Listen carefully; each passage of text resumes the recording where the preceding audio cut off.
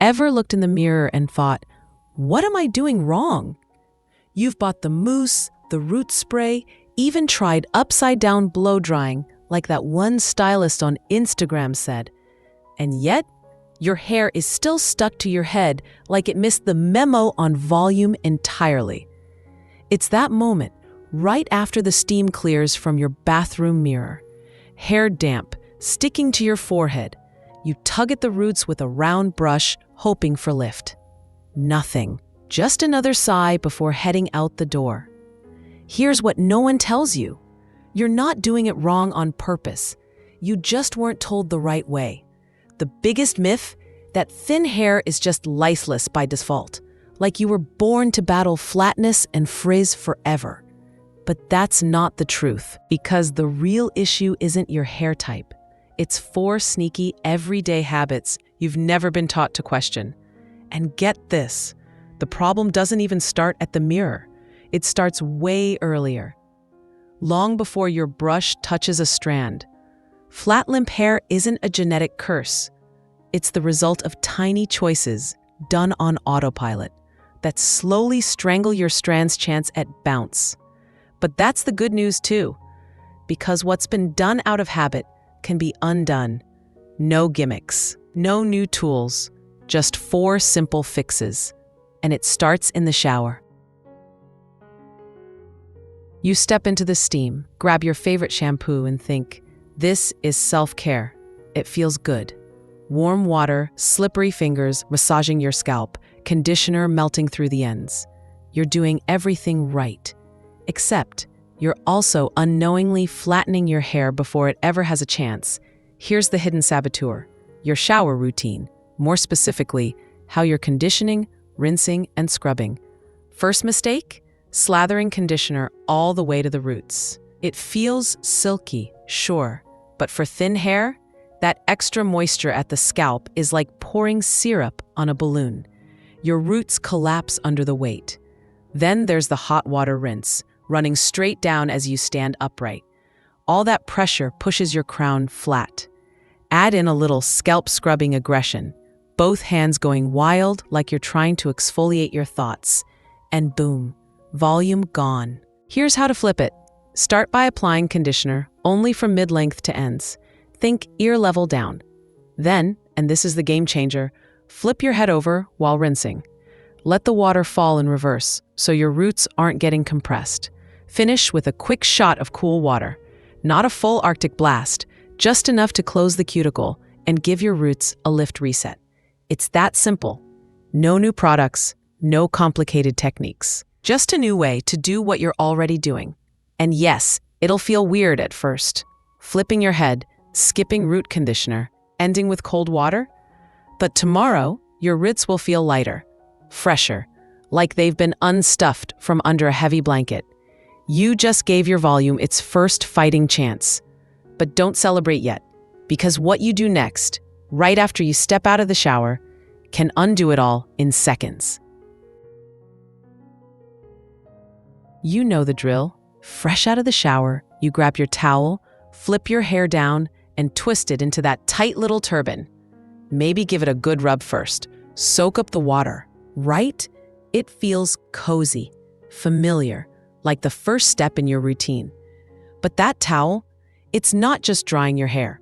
It's crushing your roots and roughing up your strands, especially if your hair's already fine and delicate. That snug wrap tugs your roots downward while they're at their most vulnerable, wet and stretched. And that terry cloth? It's like sandpaper on silk. It creates friction, frizz, and flattens your crown before your styling tools even come into play. The myth here? A tight towel wrap helps hair dry faster. Not only false, but costly. You're trading a few damp minutes for volume that never shows up. Let's switch it up. Start with fabric. Swap that heavy textured towel for a microfiber towel or an old cotton t-shirt. Something soft, smooth, and absorbent without the friction. Then, instead of rubbing or twisting, blot. Press gently, especially at the roots. Don't drag, don't twist. Just pat like you're handling something fragile. Because honestly, You are. And if you're wrapping, keep it loose. Or better yet, clip your hair up gently with a claw or sectioning clip while it air dries slightly. This preserves lift at the crown and stops the dreaded scalp squish. It might feel slower, it might look less done, but give it 2 days. You'll notice the difference. Your roots will have bounce, not dents. Your strands will feel smoother. And most importantly, it won't undo the good work you did in the shower. The takeaway? Your towel routine isn't neutral. It's either building bounce or burying it. You've been gentle with your roots, but what's in your hand next might undo it all. You brush because you're trying to be smooth, polished, pulled together. It's a ritual, right after drying or even mid-blowout.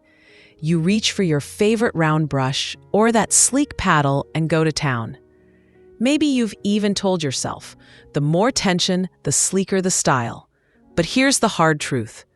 Your brush might be the very thing killing your volume.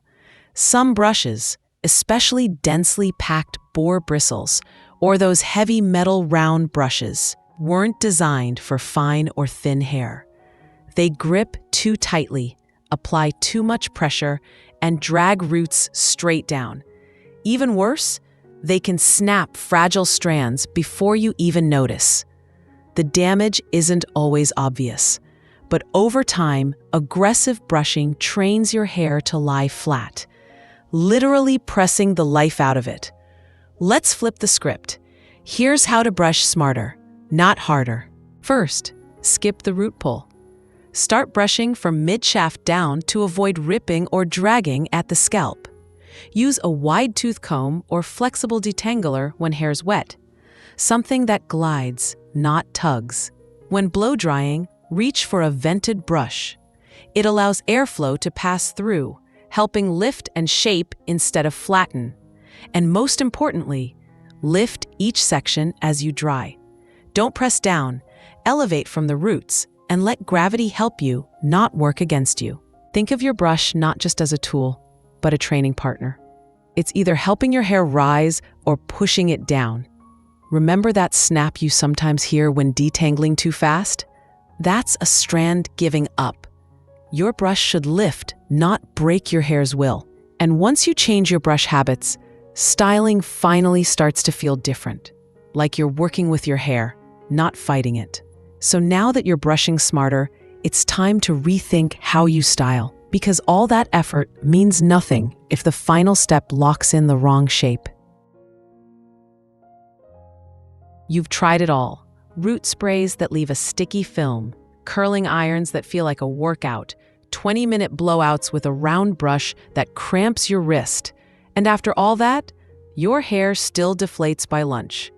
Here's the thing. The problem isn't that you haven't worked hard enough. It's that you've worked too hard in the wrong direction. Volume doesn't come from effort. It comes from structure, from habits that build lift in, not heated in with a curling iron at max power. Let's rewire your routine, because styling thin hair doesn't have to be a fight. It can be a strategy. Try this. While your hair's still warm post-blow dry, clip sections at the crown with root lifting clips. Let them cool in place. It's not about heat, it's about letting shape set. Flip your head and blow dry from underneath for a soft lift at the roots. It's subtle, but it works. Swap out heavy mousse for light texture powders or dry shampoos, things that create air, not weight. Experiment with your part. A deep side part, a zigzag, even a messy middle can create the illusion of fullness with zero effort. Pin sections loosely at night, or sleep with a silk scrunchie at the crown to wake up with built-in volume. You don't need to attack your hair into submission. The less you push, the more it cooperates. Let your style have movement, a little bounce, a little swing. It's not about freezing it into place. It's about teaching it to hold shape with minimal interference. And here's the kicker. This doesn't take longer.